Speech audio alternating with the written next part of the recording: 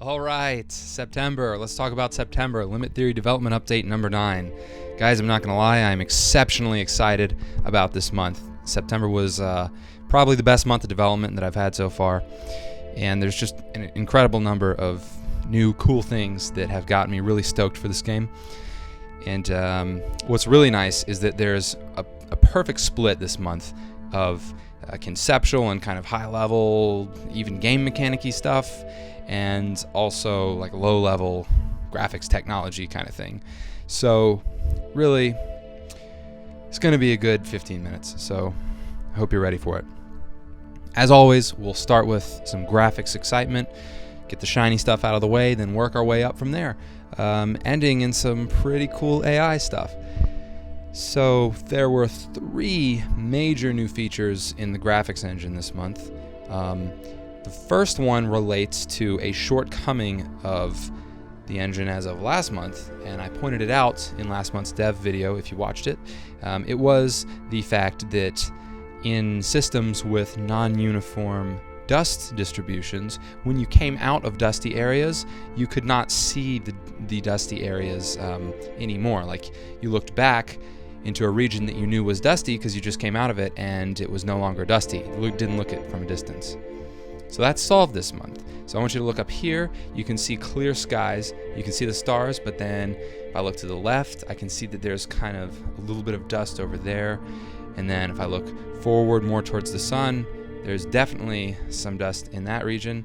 And so, yeah, this month I've got a full-blown solution to technically what is called volumetric or participating media. And the result is that we can now render systems with arbitrary dust distributions, and it will correctly display so that you can see, objects that are within dusty regions will look dusty from any point in space when you're looking at them. So this is really cool, and actually a pretty big technical achievement, or at least, compared to a lot of the stuff that I do for the graphics. But I'm so excited because the solution works really well, but it's also really fast, so it's not going to kill your computer. And this is honestly a feature that I implemented in the first week of the month, and I haven't touched it since. So that's kind of how you know when something works really well. You don't have to come back to it and tweak it all the time. So I'm going to come up here into this clear region, and you can see behind me, everything is still shrouded in dust, even though everything in front of me, and my ship included, are in this clear region. I can see the sky, I can see the stars, and yeah, cool. So that is really a nice feature for dusty systems. And it's also nice because we can have, like I said, any shape of dust cloud can be rendered properly. Just another one of those things that adds to the atmosphere. And the dust is also affected by light sources like the sun, as you can see. You can see that it's kind of lighting up over there.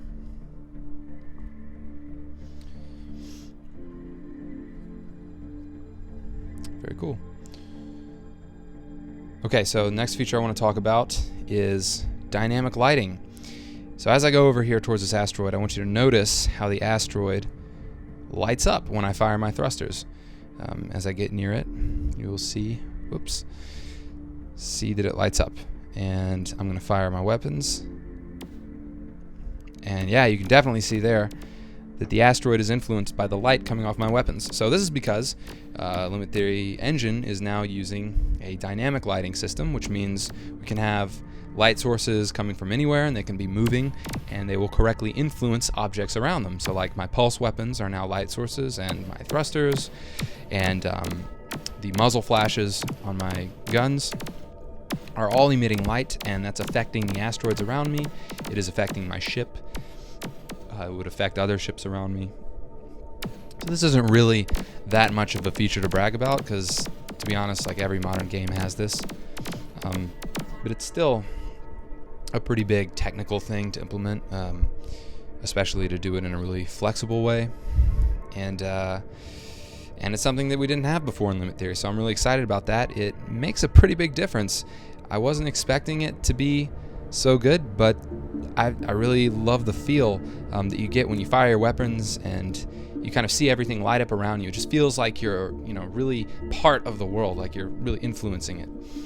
And I'm in the command interface now, and I'm showing how you can see the blue reflection from my cruise mode thrusters lighting up the asteroids as I get close to them. So just another cool graphics effect to look forward to. Unlike the volumetric rendering, this feature is definitely not in its final state. I have to do a lot more work on it. It's going to take a lot of tweaking, so if you see little artifacts, just know that it's not perfect yet. But I'll keep working on it, and I think it's going to add a lot to the game. It also opens up the potential for things like headlights. Like in a really dark system, you might have some kind of light that you could use to see better. Things like that would be possible with this system. So there's potentially some gameplay value as well. Okay, time for the third feature. It is lens flares. You've probably already noticed by now that my thrusters look nicer, the sun looks nicer, the muzzle flashes on my weapons look nicer, and the pulse looks nicer. Basically everything that is a light source looks nicer now because it's using a generic lens flare system that's rendering these slightly anamorphic, kind of stylized lens flares on the screen. And that is a new feature this month. Previously, I would kind of bake lens flares into certain object effects, which was kind of stupid. Now it's just using this general flexible system, and I could have different shapes of flares as well.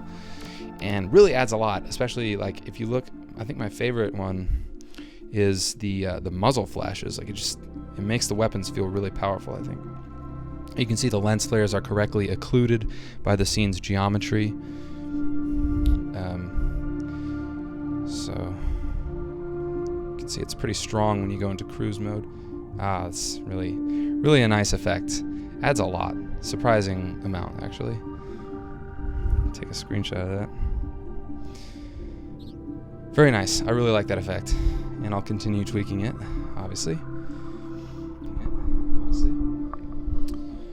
So yeah, lots of great graphic stuff this month. That was all the major features.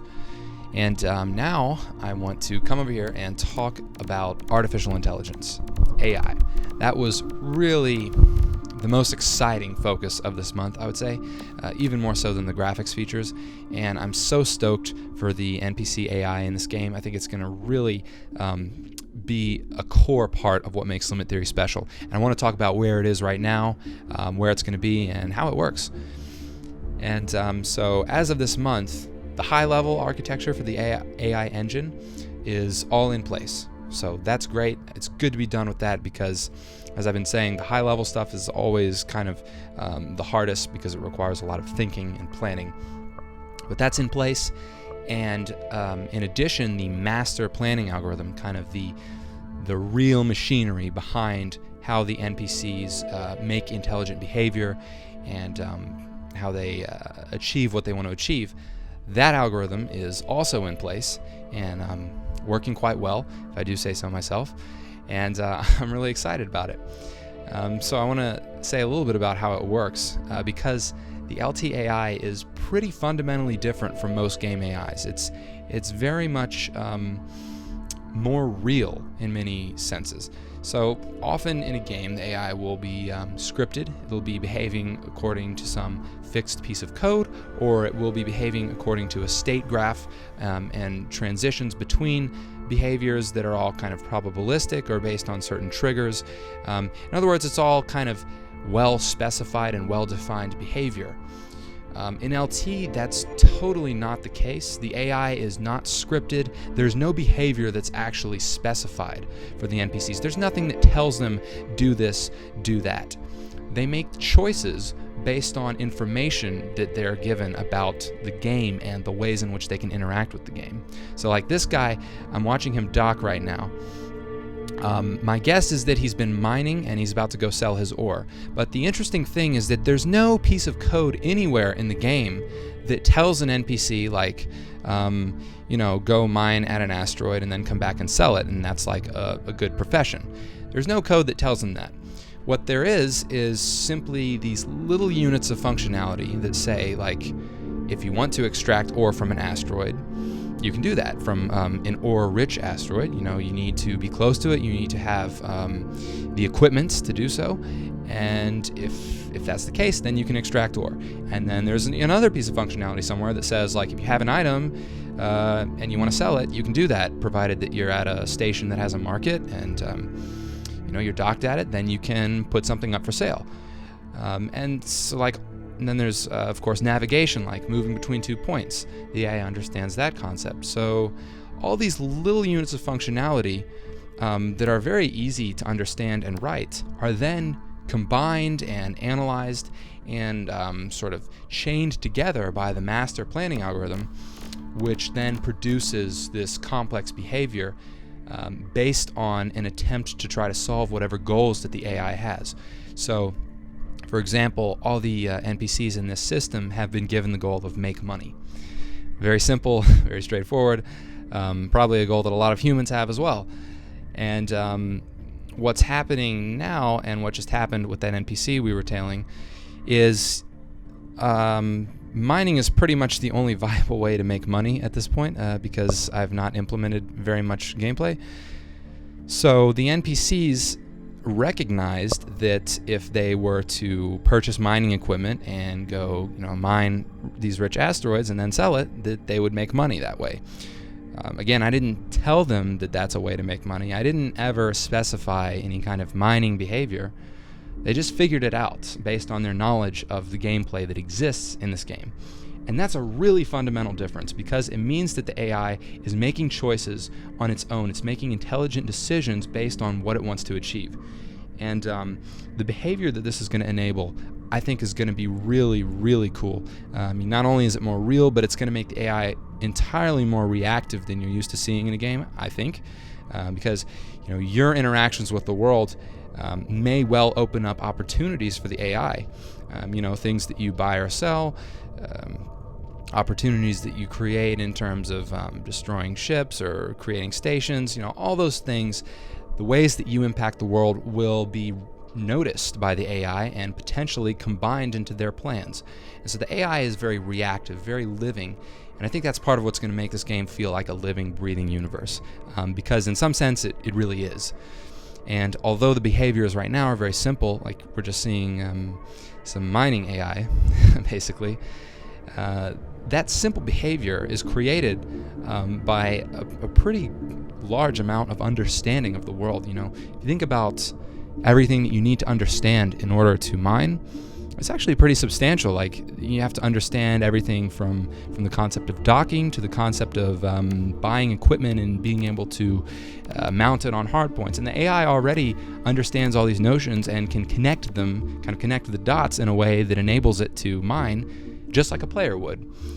And so once I start implementing more gameplay potentials, like attacking and the option to loot, the option to post missions and take missions, and all those kinds of things, then the master algorithm will recognize them and will work them in to the AI's plans as necessary. And what we'll see is emergent behavior forming and causing the NPCs to do cool things, basically. And so we're kind of like right on the tip of that happening. Right now we're seeing some very simple behaviors, but I'm so excited because I believe in the next few months, probably the next month or two, I'm going to just be jamming on the gameplay and writing in all these options for the way in which the AI, and by extension the player, can interact with the world. And I'm just incredibly excited to see what emerges and what kind of behaviors we see, and the way in which it evolves the universe. And so that's where the AI is right now. Like I said, really exciting time, and next month is absolutely going to be even more exciting, I think. And a lot of work left to do, but like things are really coming together here, and we're about to see the universe come to life. So I'm really excited about that. Yep. And that's September for you.